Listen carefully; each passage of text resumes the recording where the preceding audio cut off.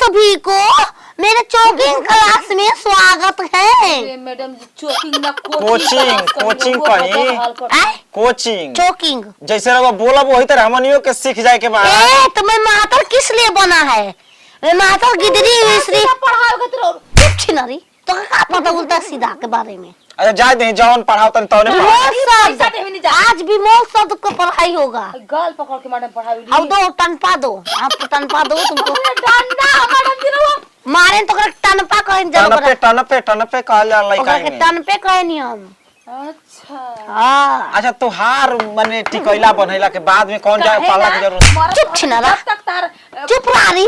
मैं यहाँ पर जजाब सवाल करेगा ना विमोल शब्द आज बताना पड़ेगा। विमोल शब्द बिमल विमोल बिमल उल्टा के सीधा वो जौन खाइल जाला ना प्रचार वाला टीवी में मैडम जी बिमल कहा जाला। विमोल माने रात के दिन, दिन के रात, उल्टा के सीधा ओके बिमल कहल जाला। अच्छा तो कहा जा रहा है। हाँ छिनारो क्या कहता नहीं विमोल बिलम तो हमार बाबा कहना जे लेट से आवेला ओके बिलम कह दिहल जाला। ये तो माइक बपरा खोज छिनारो सोपिया ताकत के बार हो रहा रोज पढ़ाई करतो है। अतवार के दिन रोज रोज हमके घर पढ़ाई हो रहा। कह दी कि 300 रुपया महीना नहीं ना कोचिंग क्लास के। देखो जहाज के विपरीत शब्द पानी में जहाज नहीं जहाज मने का होला रे रारी जहाज में नहीं ना होला। हेलीकॉप्टर एक प्लॉट देखो एक हम जानते हैं एक प्लॉट चल पर कई बार उतर बरना सा जानते हैं कि सब का तब रुजा के विमोल शब्द लालमी ना पन एक जीत गए मैं जीत लमली ओकरे कहा जाला पनुआ पहले जा तब रुजा के अमरूद हां मैडम मां झूठ बोलत है। इहो को पढ़ाई है। अमरूद के का कहल जाला? अमरूद के रुजा ये तेरी की हमेशा हम कला छोड़े वाला बानी कैसे को के का ये रे हम कैसे का कैसे को केस का जी से का डीएच का यानी काकी के बारे में पूछते हैं के का को ई के बारे में। सही ना आवेला दूध मोली मैडम दी दूध मोली दूध चूरा दूध मोली दूसरा टाइम कोचिंग में फंस गए का बाजू नहीं अब मैदान आते हुए धारा पीले लगो। अच्छा बैठ ए तोर खेते में जाके अगले बार तना चोप सुबह है कोनो बात नहीं खेत हकई खातिर बा हमरा का दिक्कत बा मैं मतलब हक दिलो छेद दिलो ई पर ना हो हम अपना नदी और दाता हा देनी। ए तुम लोग का एडमिशन हो गया है आज तो तुम लोग को जरेंत करेंगे। मैडम दी देखी आप हल में था मन होले पति पलान आलिन वाले पलान को बिठाए पलान बीत है हाय पढ़ा दी ए सारा वो करा से आगे बढ़ले नहीं खींचा तो आगे पढ़बा का अरे तुम लोगों को हथु करेंगे लालधारी कुमारी यस मैडम जी का नाम का बा लिखल नहीं खे आपके हाजिरी भरतन तो बेजू बैटरी सजनमा तिलमान कोची तिलमान फिल्मन क्या माने बाने जा अच्छा कहां क्यों ना क्लास में लिखल बा कि सिरमन मने जा होला तिलमान ना बोले नहीं नहीं पढ़ाई कोचिंग क्लास करे के कि मैं चुना लगे मातावा मैट्रिक पास करे के नहीं को नाम बा ठीक बोले तीने दिन पर कटेला डोमरा कुमार गाड़ी को स्टेशन या एब्सेंट मैडम एब्सेंट ना कहला मैं एब्सेंट में नहीं कह डोमरा को नाम बा डोमरा कुमार। ये राम गमाई नाम को सब हमारे माई लिखा हमार पप्पा नाम देना पप्पा डोमरा ए स्क्वायर बराबर 3 गो s बराबर क्या होगा? 3 को बराबर हां 4 को यस खेला बेला खेला 3 गो x बराबर खेला बेला। ओ हां मैडम जी ठीक मैडम जी ढेर तेज बानी हम यक्स कहती त मान जीती या समझनी है मैडम दी हाँ। सवाल बा पुत तो मैं के हां माना की हां मना की हां मना की बनालत में हां हाँ 42 रुपए तक हो जाई।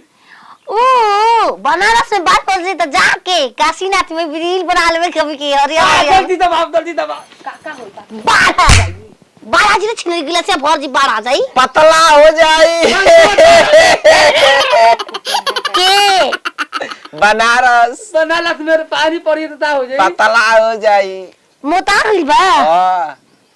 बनारस में पानी पड़ी तो ताजी पंथ हो तोर बनारस में पानी जी आप बताइए आपका बनारस में पानी डाला जाएगा तो क्या होगा? पतला हो जाएगा। तो पतला अच्छा। दादा नहीं आज तुमसे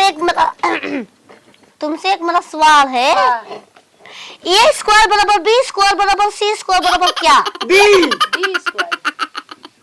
हाँ मैडम जी हुए ऐसे करो। ए सी डी माइक ई हां छिनरो ए में एमबीबी सी में चलबो 11 मतलब a प्लस b कोष्ट में square plus minus a minus b कोष्ट बंद स्क्वायर 2 केने बा देख ई ना हो कर रही हो मैडम जी थी ना आवत है ना तो करता हो कहाँ भेंट होला? हम 1 घंटा पहले से ए गाओ लंगा तब लग दिया आप तुम लोगों तो शादी करा देते हैं ना ना ना अरे मुर्गा मोबाइल बनका कोई में बोला था कुकु किताना खरीदे रे मुर्गा कुकु तुमको सिखाई हूं ना जी ऐसे करने वाला करो तो कि राजा बाना कमर में कर दमिया हमार जवानिया ताजा रही और देखो ना करो ताजा जवानिया ताजा रही ए मैडम जी आप ई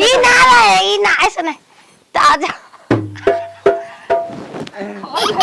तुम करो जी राजा राजा बाना कमर में कर धनिया हमर जवनिया ताजा रही। देख लू चले वाला बना होता नहीं भोकले वाला मैडम हमके पढ़ाई तो हमके पढ़ा नहीं याद करत हमके पढ़े के बाटे क्या तुमको पढ़ने है बताओ मैडम बढ़िया हमरा बात के एक भाई। हफ्ता का छुट्टी ताही मैडम छुट्टी ना देन तो सब छुट्टी मांगे लगी लगन के टाइम छुट्टी ना मिली हां तुम राती जाके बिरहा गा लेना फिर भोर में आके पढ़ लेना बिरहा गावेला कैसे मैडम तनी डोले आले दहिया घरिया कहता अरे मोरे रामा अरे थरिया बदलब न धरिया तो थरिया पीते पहिले तो बोल जा नहीं ऐसा अरे सोरिया रे गोइया अरे मोरे राम म्यूजिक अरे के घड़िया खुला लगल कुछ सदिनारा जगदीश पूरा मलिया बलिया दानी में बदला बिहार के रामा सब नाचे गावे छाड़ के ए रामा सब नाचे गावे मैडम जी बिरहा गावेला लड़का कोचिंग क्लास में रहते काहे जे बिरहिया ना होई हमने पढ़े बिरहिया सुने लगा पढ़बू तू छिनलो आपका पढ़ के करबू तार माइक बता के काहे ना? एंजॉय क्लास कर क्लास कौन बुझाता? छिनार क्लास। छिनार मैडम आप पटले बिया हमारे यहाँ वाला पालदा हाथा तो अब चले ना अच्छा जाओ मां मैडम जी लिया के एक जाता पसंद बा जा कर हम इहे करे आइल बनी हाय का हो जाई पैसा मिली तो हाय देखी शादीशुदा बनी अकरेस्टा वाली से बियाह करे के अरे बाबा की लड़की से मन यहाँ नमूनी नया कानून बन गई। गोर तेर को के ई कौन डांस हो ए मैडम जी देखी मैडम जी प्रणाम। काय के जाता नहीं अभी सरसों में जाके के बाद मंतरा तीसी पढ़ा काटे। दी ओ के मंतरा आई के ससुर में मंतरा किसी रुपया बा हाँ दोनों एक ही खेत में हमने के कुल रोप देना एक जा। फिनाली नमूना फड़ावाद के बाद हम अपन छोड़ो ए रुका ए जे जी। बतू जी बोलिए। जानते हो हम तुम्ही को बताना चाहता था उन लोगों से भगाना चाहता था का है तुम ससुर हमको लेकर चल लो ना ना उन्हें ढेर सरसों काटे जानी सा उकुल नेरिया आदमी के काम नहीं खे जाई त मैं चिचियात जाई पीछे ले मैले माथ लगाया दिया सरवा तर माई के मैं भसा के चल गेल छी ना थर्ड वाला कौन है रे एकर माई के दिल मोहिया बो ओको घरे जाई तब को नी कॉपी किताब दे ले आई